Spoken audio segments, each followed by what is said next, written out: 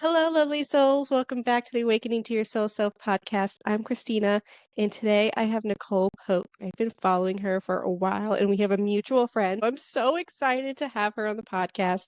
If you don't know who Nicole Pope is, she's an evidential medium, a soul integration guide, and a former Fortune 50 corporate strategist. And if you don't follow on her Instagram, do it because I just love her content. She just helps soul-led women and entrepreneurs kind of step out of the survival mode of life and kind of get back into alignment with spirit and spirit communication. So welcome, Nicole. Oh my gosh, I'm so excited to be here. Thanks for having me. Of course, thank you. So with every guest, I always have them start off with telling me a little bit about yourself and your spiritual journey up to this point. This could take an entire podcast episode. I will synthesize it to the shortened version. So I was actually raised Catholic and I started my career in, I actually went to school for information technology in business school. So me too. You too? That is crazy to me because I grew up Catholic and I do tech support as my day job. God bless you. God, tech support. Oh, I used to work with that team. That's a tough job. I mean, did you turn it off and on? Is it plugged in? So I work for a school district, which just I think enlightens me a little bit more because of all the energies of the kids and the teachers. But sorry, I didn't mean to interrupt. No, please go. This is the whole point. We are supposed to just hang out and have fun. So you please keep going. Oh, that's so good. So I actually went to school for IT and I started working after I graduated in financial services companies. And I did, because you're IT, I can say this. I did a stint in development, BA, QA, and project management. And right off the bat, I was kind of like working directly with the CEOs, literally within 6 weeks of graduating college of these very large organizations. I've actually spent most of my career for the first 20 plus years of my career working in all of these very large organizations, not necessarily as IT. God, I ran from that as fast as I could. As soon as they started handing me a pager and they're like, you're on call for the weekend, I was like, absolutely not. I am not. I went to college so that I didn't have to work nights and weekends. It was the whole point. So I actually moved from IT over into Six Sigma work, which essentially is like project management, process engineering. It is all about like solving problems for these very, very large organizations. I've been doing that for the majority of my corporate career. So they would throw me in the deep end with these very complex projects at these very, very prestigious organizations and essentially be like, we don't know how to fix this. Nicole, go fix it. So I've always been this problem solver / transformation expert. And it was all going well. Loved my job. Can I just say, like, I loved my job. Yeah. I was really good at my job. I got paid really well for my job. It was freaking amazing. I would fly all over the country and all over the world for it. And then during COVID, while I was home working for private equity at the time, my 5-year-old son, who was in kindergarten, remote learning next to me, saw spirit with his eyes in our house. Yes. Interesting. So like literal shadow people, he could visibly see the shadow people, Sixth Sense style, in our house. And I laughed it off. I was like, oh, this kid's got a freaking imagination, right? He's like, right.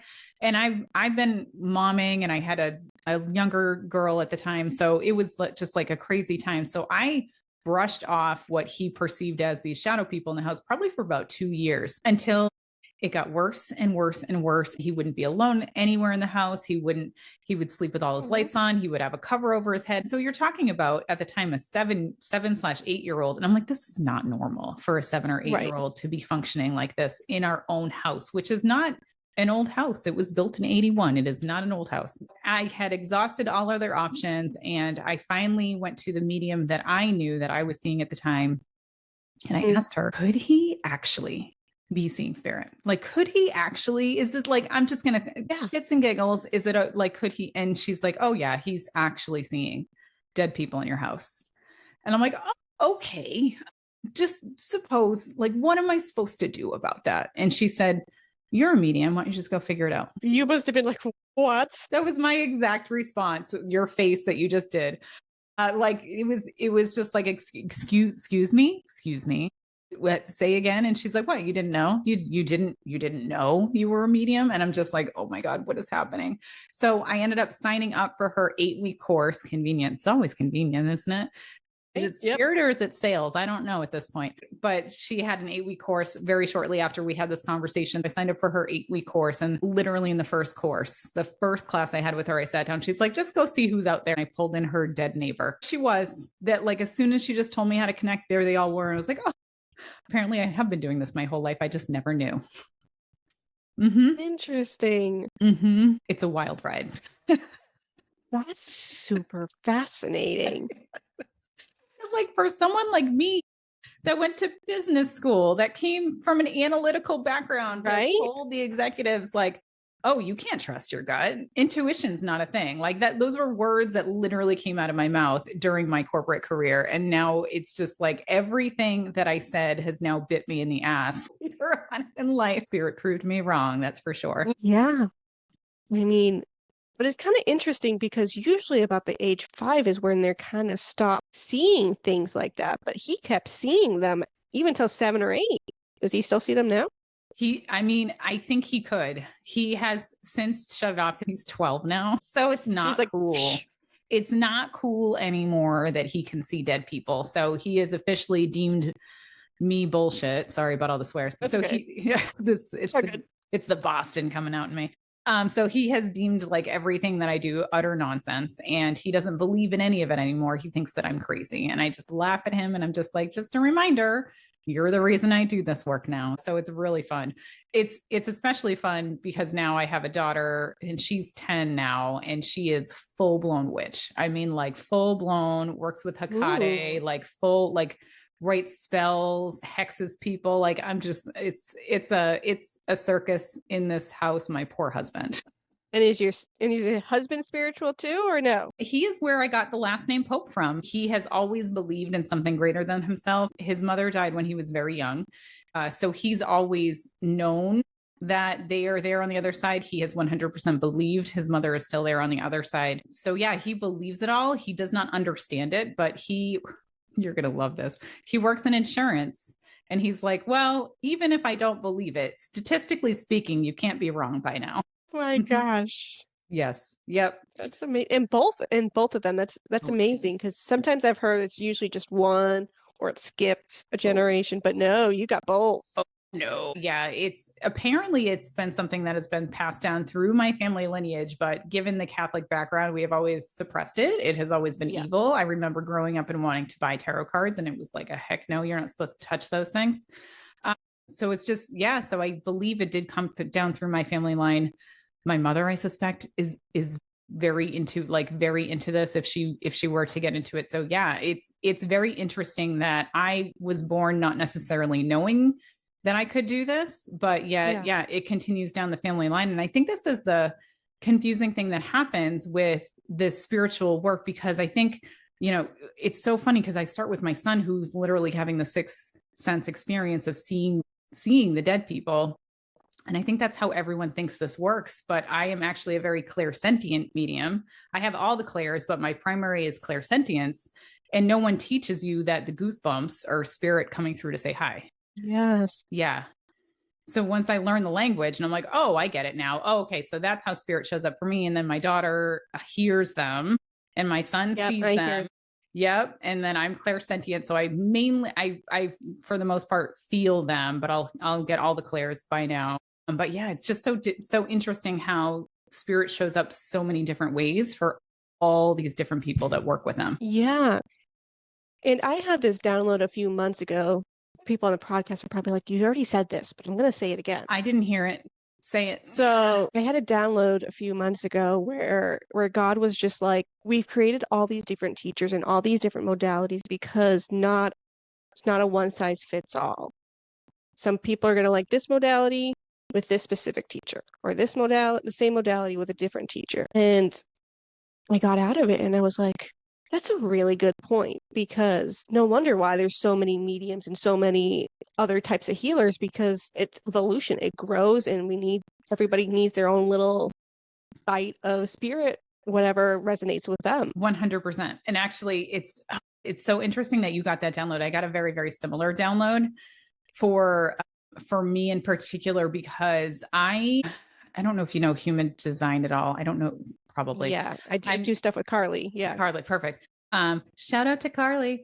So I'm a 1-3 projector, right? So like I need to constantly learn. I need to constantly explore. I need to constantly like Yeah. uncover things. And so what is so interesting about like my perspective is I actually have a class that teaches all of the spirit communication modalities because everyone goes after specific modalities, but there's actually a foundation underneath it that is very common to all the modalities in terms of Right. how to communicate with spirit. So it's just interesting that you got that download because I got a similar download that I'm supposed to be working with all different types of people regardless of the modality to show that there's a common thread and it's not about the modality, it's about the connection to spirit and kind of building that foundation from the bottom up to build the trust. Because if you start with the modality, you usually don't understand how it works. So you don't have the trust built into it. Right. So good. It's so fascinating. There are people out there that say they only have one clair, but I'm like, no, you have all the clairs. They're just some of them are more prominent. So for me, clairaudient, but not in a weird way where I hear voices. It's all my own voice, just more of a whisper. And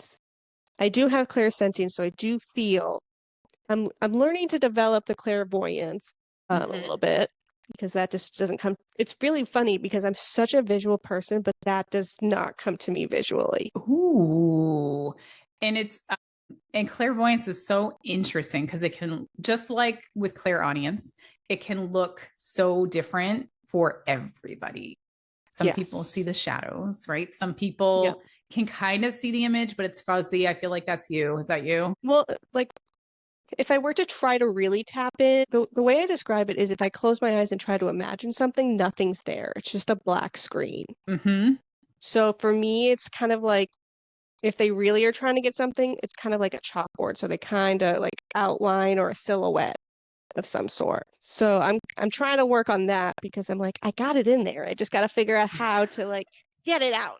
Yeah. And I think the way that makes total sense. And like sometimes it'll be like a quick, so I've seen the outline part for sure. Sometimes it'll be like a close up. They'll just show you your teeth or an eyeball, right? And sometimes it'll be a picture that is stand still. And then sometimes they'll actually show you like a whole video, a whole movie as well. So it really, and it's so interesting because for me, like they'll show me in whatever way it's going to be effective for me to pull the information. And that's like all the clairs, right? They're going to show you, spirit will show you what you need to see in order to receive and relay the information correctly. So your clairaudience, is already so super strong that you don't need a lot of crutch from the other clairs because like you are able to receive and relay the information. And really is the same way. I wonder if it's like part of the training or like where the two of you learn from.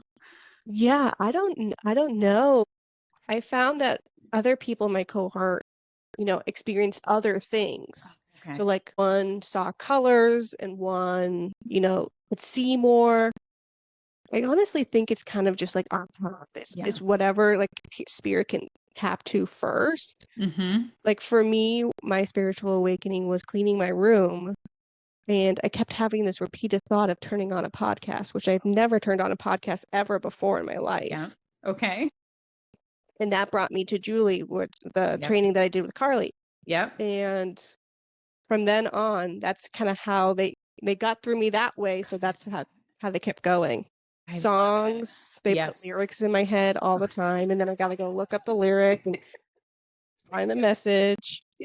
Feel that one big time. Yeah, it is a wild journey with the clairs. It's just God, it is so interesting the way that spirit relays the information. And then you get to like you have to be a channeler as well because you're clairaudient as well. So like it gets to the point where you don't even hear the words in your head. They're just coming out of your mouth and your body. And isn't that a trip? Yep. Yes. Yep, it is. When I was doing my training, for the life of me, I don't remember what I said, but I said something. She goes, my brother used to say that. And I'm like, I don't know what I just said. But okay. That's amazing. That's amazing. It's kind of just gotta like go with what comes out. Is I tell everybody is just, you gotta spit it out because what you overanalyze, because I'm such an overthinker. Yes. I'm like, I can't analyze it. I just gotta spit it out because that's going to resonate with somebody rather than supposed to resonate with me. And so maybe we can go there because I think it's such a valuable topic, like the analysis side of our brains, especially both of us coming from that IT corporate background. Like it is so hard to push out of the way. This is like the third conversation I've had this week about the analytical brain versus well, it's like divine masculine versus divine feminine brain, right? It's so interesting. Actually, I was getting interviewed on another podcast. It was so interesting to have the conversation because she asked how, and I would love your answer. I feel like I'm interviewing you. I'm sorry, Christina. So I would love to hear what your answer is, but like for me, she asked how I moved my analytical brain out of the way to do this very like divine feminine work. It was so interesting because I said, I actually didn't. Like when I started my journey, especially with evidential mediumship, I did not get my evidential or get my analytical brain out of the way, because what I ended up doing is tracking and recording every single reading that I did. When was it? Who was I working with? Like, well, who was my client / practice sitter, right? Like how many spirits pulled through? What was the relationship? How many pieces of evidence did I get right? What were the primary pieces of evidence I got wrong?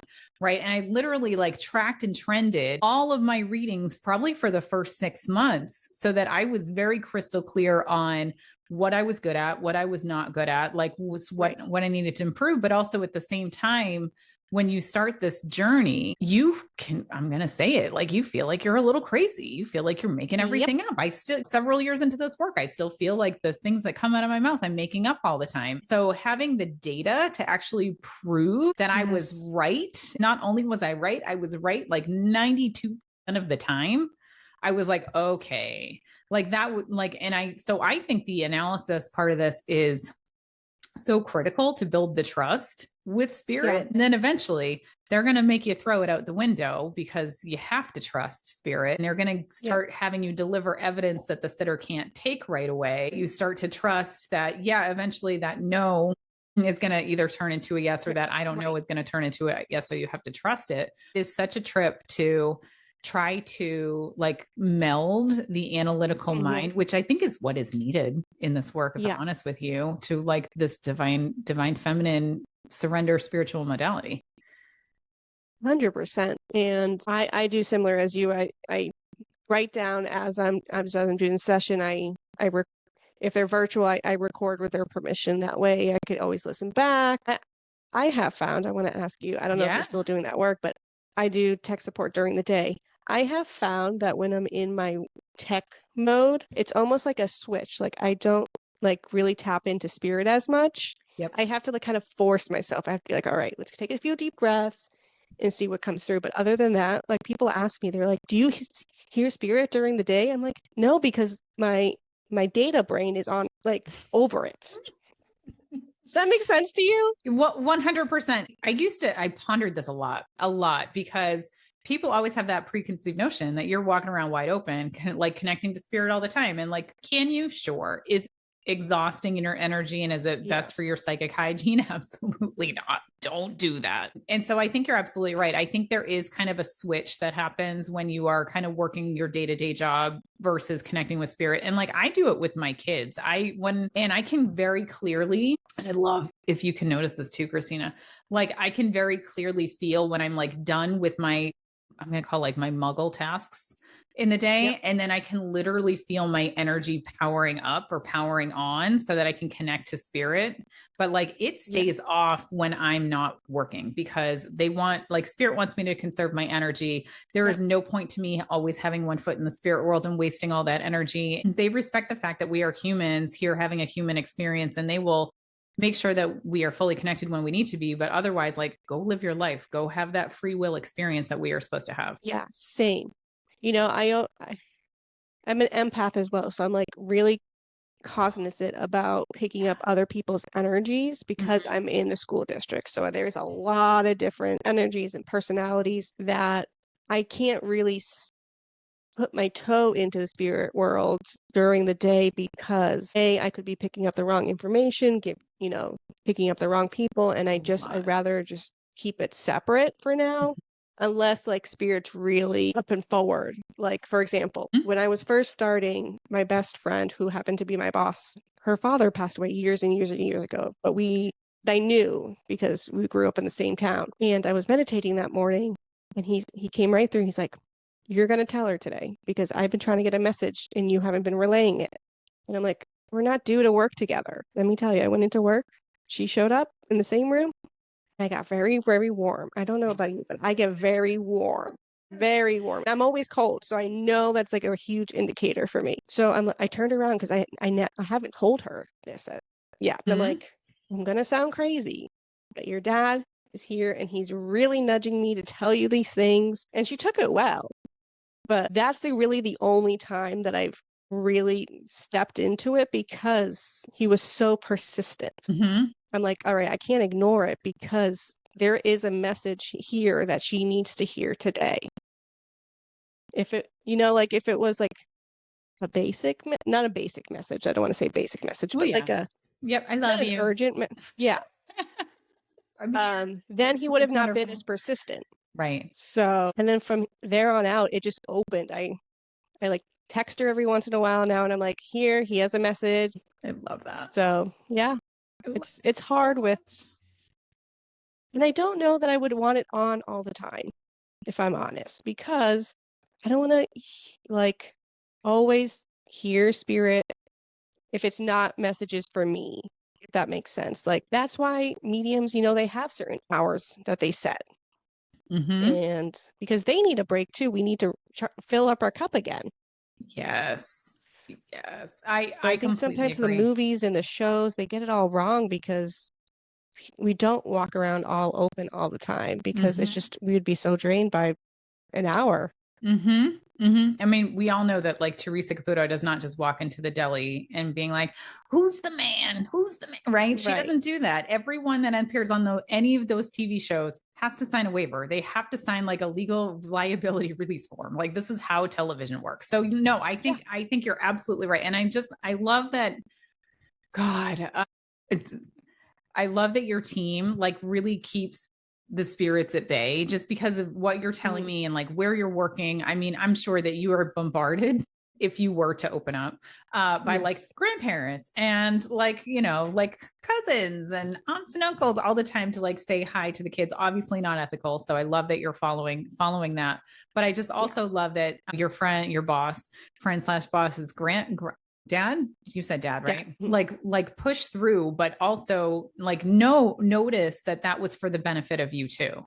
And so like, don't you know that your guides like shoved him through as well to make sure that you realized that you are capable of this, you can trust this. And I think this is where I tend to lean with not being open all the time, but I trust that when somebody appears in my energetic space, when I am supposed to be off, like there is probably something that needs to be said or something that I'm going to greatly benefit from, as well as like a learning experience. It is like playing ethical like jump rope sometimes with this work. And it's so interesting because there's so many of those really unclear or what we think are very, very clear ethical lines, like never predict somebody's death or never tell them when somebody's going to die. Literally last week when I'm going to teach my mediumship students all about ethics and like, don't do this, spirit literally broke every single rule I was about to tell my students. But it was to the point where the ethics they made me realize are for us as humans because we don't think it's socially appropriate. So just to give you an example, right before the class, I was doing a reading for a client and she has been taking care of her elderly grandfather or something like that. The grandmother had already passed. There's no one else taking care of this family member but her. So the grandmother came through to essentially say, don't worry, I'll be taking him soon. Wow. And I was like, I'm not supposed to tell you that. But I just did because it literally just channeled right out of my mouth. I'm like, I'm not supposed to tell you about impending death, but here we are. And I'm telling you that he's probably going to be gone within the next 8 weeks. Please don't worry about it. Please know that he is deep in dementia. Please know that like, honestly, he doesn't know that you're there. So stop trying to bend over backwards to like rush through everything and make yourself stressful just to show up with him, not to recognize you. He knows that you love him. He knows that you're there. Like, so don't worry about it. Just spend the next 8 weeks showing up when it feels good for you to show up. And I was just like, I'm not supposed to tell you any of this. It was meant to come out. I always say, whatever spirit it's meant to come out, it will come out. Like, even if you block yourself, I find like in sessions where if I didn't grab the message, they'll spin it around again and again and again. Until I get it right or I actually say it. Yeah. And they're like, I'm like, that's what I was supposed to say. And they're like, yeah, if you just said it the first time, we would have not repeated ourselves. And I'm like, I know, spirit, but over analyzing brain over here. You want to understand. Yeah, it's true. I mean, and that is a normal state of being because we want to understand the full message. We want to understand the context. We want to make sure that it lands for the client. And that is probably the hardest part of this entire journey, as I'm sure you know, is it's not about us. It's not about our ego. It's not about whether our clients feel good or have a great experience, which is the total opposite of what we learn in business school, right? It's all about us being a clear channel and showing up and doing and saying what spirit wants us to do and say. 100%. That is old. I mean, that takes several years to master. It's so tough. 100%. I love it. When you work with spirit, because I'm curious with your clairsentience, do certain like family members have different frequencies for you? Do they feel different? This is something that, so yes, the short answer is yes. And this is something that spirit is having me go really, really deep on right now because I don't have the full picture of all of this, but yes, everything has, just like our fingerprints, a unique vibrational energetic frequency to it. So yes, I think everybody has that unique energetic fingerprint. It is like every single time, not only my family shows up, I'm able to determine exactly who it is just by the frequency that I'm feeling, not only with my departed loved ones or my guides, but also with the departed loved ones of my client. When they come through, I'm just, as soon as they come through, there's a few departed loved one clients that just keep coming back to me. And I'm just like, hey, buddy, what are you doing here? Great to see you today. Right. And it's really interesting because it's not like I see it's not like my clients, their loved one is always around me or booking a lot with me. Some of these people I might have worked with once, but their loved one keeps coming back to me. So it's really interesting because yes, I think for me, for clairsentience, everyone has a unique energetic fingerprint. But also at the same time, before I realized their unique energetic signature, I would have like a symbol in my head for my own departed loved one. So like my aunt would show up as an orange because she lives in Florida and orange is my sign for Florida. My grandfather would show up as like an ice cream sandwich because that's what he used to sneak to me when I was a little kid and in his house, right? He would sneak me in. So as soon as I saw an ice cream sandwich in my head, there it was, right? And the same is true, I think, for all of the clairs. There's all these different ways your loved ones can use these signature things, elements, sounds, smells, that allow you to know that that's exactly who's showing up. And actually that's a really fun part of this development space. Cause a lot of mediumship teachers teach that you can't talk to your own departed loved ones. It's wild to me. It's wild to me. That's insane because that's like 90% of who I talk to. Yes, it's interesting because I think this is like the energetic frequency thing that I overanalyze in my brain all the time. I think that when we connect with our own departed loved ones, we're not connecting with them necessarily at the mediumship frequency. We tend to connect with them more at the spirit guide frequency, which I think for all of us is a little bit easier to access. I don't know why. It just is. And so when a lot of these teachers are talking about you can't do evidential mediumship on your own family, I understand the thought process because it's very hard to independently pull in a soul, get evidence and get a message when you're kind of sitting there by yourself. To that, I say you can absolutely do that. So if you feel like there is somebody that is near you and you know how to connect to spirit, connect to them and read them just like you would with a random energy, random spirit, right? See what evidence comes in. I feel like this is an aunt. I feel like they lived in Florida. I feel like there's pink flamingos associated with them. She had them all over her yard. You can do that and be like, oh, okay, I know exactly who this is. And then that sets you up for success. And then you can actually work with them to say, what is the sign or symbol that you want to use so that when you come in, you don't have to do this again. So I know exactly who you are. Yeah. Yep. Yeah. I've said on the podcast before is there's not like a one dictionary, sign dictionary, because, and I think Teresa Caputo said this years ago, is that every sign is different for everybody. So you can't just say an orange is Florida because an orange might mean something different to somebody else. So for me, because I'm so clairaudient, I'll hear like dad, mom. Sometimes I'll get like an image of them, like a quick, or I'll get a memory and I'll be like, all right, they're bringing through this person, a memory because this resonates with that person. So it's very cool how spirit uses our own experiences to bring through messages as well. Yeah, I don't get though. Like this is me being Yeah. me and complaining about everything ever. I don't understand why, and maybe you know the answer. Maybe this is just one of those giant black boxes we'll never understand. Like why can they not pull out the stuff that is already in my like life dictionary, the things that I've experienced, like all of the like there I have traveled all over the world. I've done all these Yeah. different things and yet like they show up with the most asinine sign or symbol for something. I'm just like, really, you used that for this when I've already experienced that entire thing that you're talking about?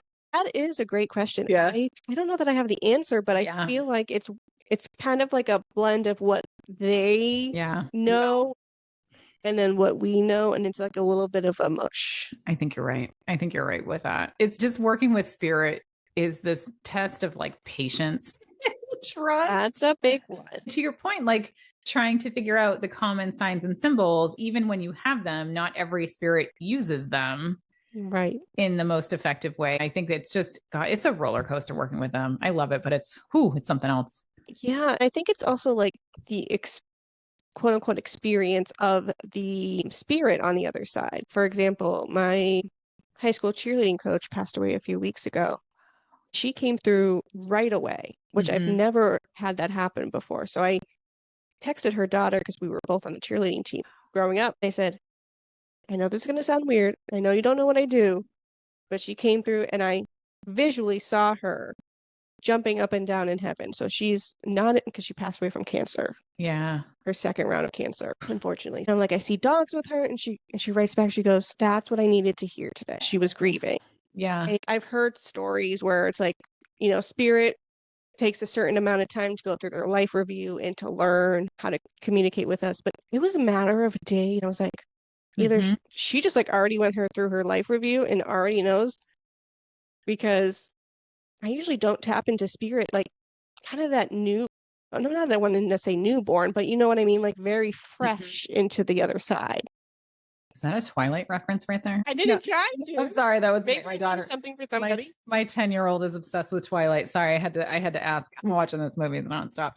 No, I love that because they can come through. Like the fact that we think that they have to go through this whole process that takes, and a lot of really good mediums will say it takes anywhere from 3 to 6 months for departed That's loved what I've ones to heard, come three through. months. Nope, they come through No, right away. she was proven to me. Yep. I was like, all right, I got you. Yeah, I had one of my friends, some very similar story. One of my friends lost her friend's like childhood mom or whatever it was. It was the same thing. She was literally sitting with me at a table one day and she's like, I don't know if I should go to the wake for her tonight. Like the woman that had died. I don't know if I should go to Yeah. the wake for her tonight. I haven't been around that family in a really long time. It's really weird. And here comes that mom and immediately saying, you don't have to go if you don't want to. I was just like, well, she's here. She's telling you don't need to go. But if you do want to Yeah. go, it's not going to be weird. It's going to be appreciated. So, yeah, I mean, there is no delay. The delay from what I've seen has been related to the capacity of the sitters or the loved ones to like receive the reading because they don't want to come and interfere with the process of grief, with the process of deep sadness, right? Because if they're not able to receive the message clearly, unbiased, then that departed loved one will not be coming through in the reading. I have seen that consistently with across many of my clients is that if they, regardless of how soon they passed or how long ago they passed, if they are showing up expecting to hear a certain thing, expecting to have this be the message in the reading, expecting like all these all the expectations can kill the vibration of a reading. I've seen loved ones just decide not to show up because they're just like, she's not ready to hear what I'm ready to say today. So it happens. Yeah, and I think that's important because, you can wish for all the loved ones to come through in a session, but it's really the ones that need to get that message across. I always say, towards the end, I'm like, was there somebody that you wanted to hear from? And they might say yes or no, and I might be, well, it depends on if they have the message or not. They might come the next time, or maybe you just weren't ready to hear their message. There's so many different scenarios. I think for people, it's hard when you go in with an expectation to hear from that one person and to not give that to them. I've learned to say that unfortunately I can't just pull down all the spirit and pick and choose who I want to give information from. Mm-hmm. It's who you actually need to hear from today. Yeah. It's so important. It really is so important. And I think, thank goodness we're moving away from this, but I think a lot of the earlier versions of evidential mediumship, or maybe Yeah. I'm going to say the newborns for those ones that are new over there, the newer mediums. I think that the newer mediums and the people newer to this work going to mediums, I think there's a lot of false expectations on what mediumship is. A lot of people treat it as entertainment. I mean, let's be honest, I have to put it on my website that this is for entertainment purposes only. Yeah, I do too. It's a sideshow that essentially is like, prove to me that my loved ones are with me by playing this like guessing game. It's so interesting because that type of mediumship has never ever felt right to me. This isn't about proving life after death. I actually say this in a lot of my demonstrations because I'm just like, who here, you can be skeptic, but who knows that their loved one is on the other side waiting for them? Everyone raises their hand. I'm not here to prove this to you anymore.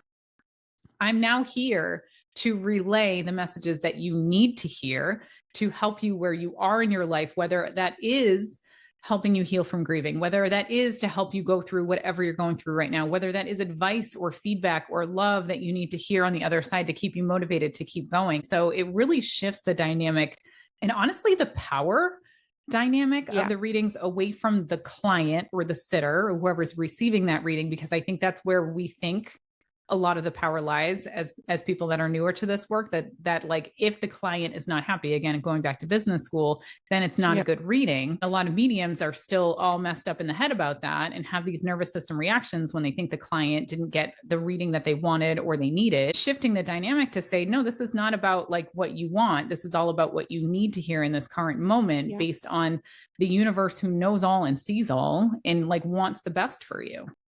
It's totally different. Beautifully said. 100%. So many rants. I'm so sorry. Well, like I said before we started recording, I swear that spirit wants certain things to come through because I didn't get through any of my questions that I had. Oh, perfect. So, cool. It's awesome. The last question I always ask everybody though is, what do you want listeners to walk away with from this conversation?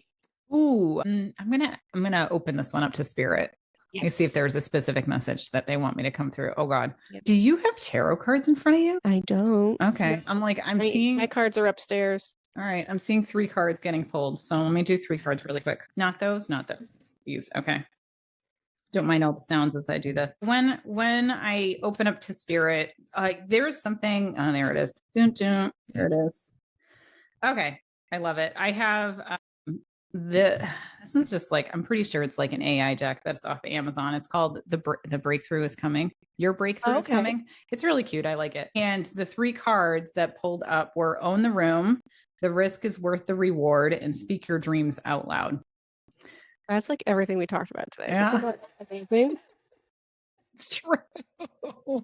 It's true. So let me see if I can pull together like a central message that sums up everything that we're talking about. Okay.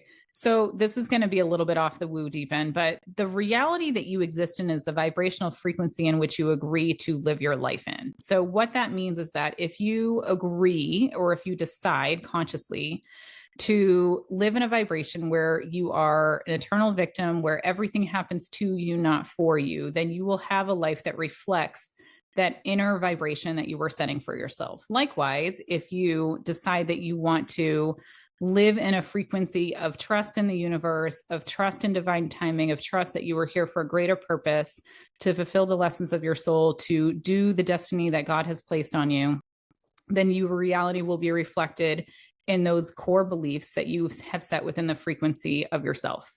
And so this is a message for all of your listeners that the law of correspondence, the law of attraction, these are all real vibrational frequencies and rules in which you can live by, that allow you to understand that your inner state, the inner vibrational frequency that you decide you want to exist in, whether that is high vibration, low vibration, there is no judgment on what vibration you choose, but the inner vibration in which you are treating yourself in is going to be a direct correlation to the outside vibration in which you experience your life, the world, and everything within it.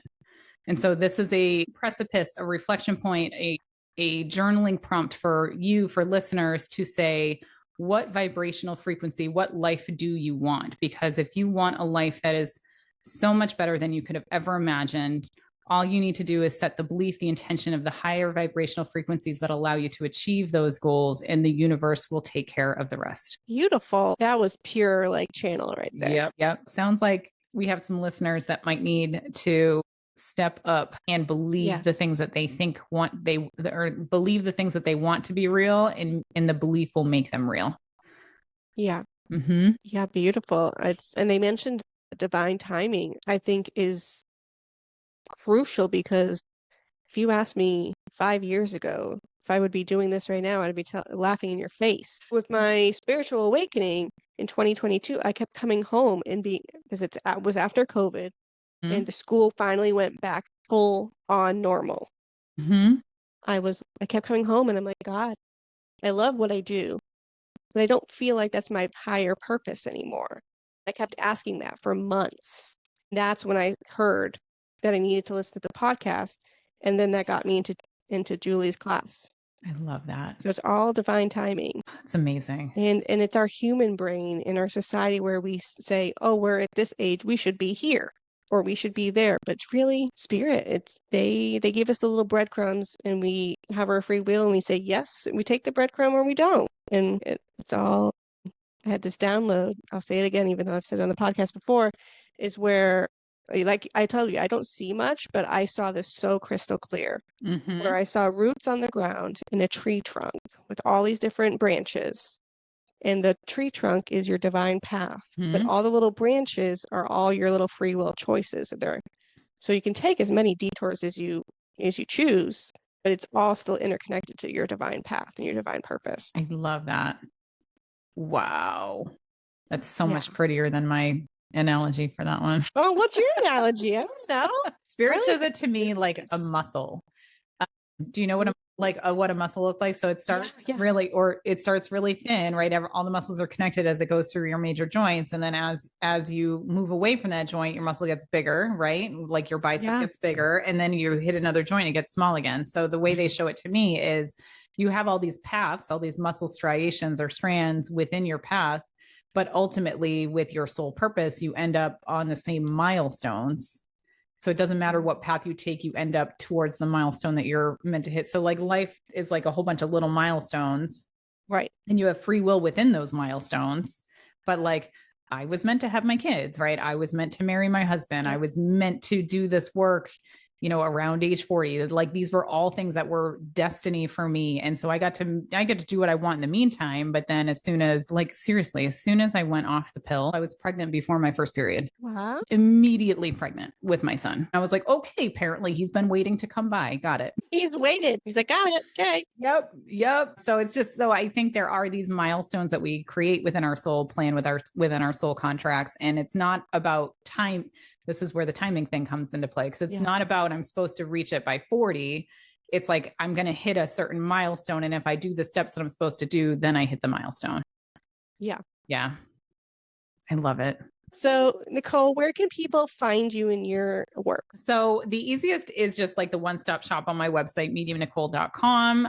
On there, I have one-on-one readings. I just simplify it. I have like mediumship if you want to connect to departed loved ones and or living loved ones, pets, any other thing. I also have the sovereign soul, which is more of your soul path and guidance that can go any which direction, whether it's Akashic, shamanic, ancestral, lineage. Like we could connect to your guides, your loved one, that is all about you and your path. And then there's classes and group and mentoring and everything out there, but everything is on my website, including my social media. Perfect. Well, go follow her on Instagram because you got really good content in there.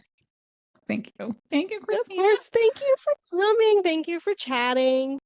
This was so much fun. I love your energy, by the way. Your energy is like I love your energy too. This was so much fun. Thank you so much for having me. I just love that Spirit had me pull those 3 cards for this, just to summarize everything that we chatted about. It's just Spirit is the best. Spirit is the best. That was like the best, like Spark Notes version of an episode. Yep. 100%. Trust in Spirit, everybody. Yes, Spirit just works in miraculous ways. Thank you again, Nicole. Thank you so much for having me. Lovely souls, have a wonderful, beautiful, blessed day.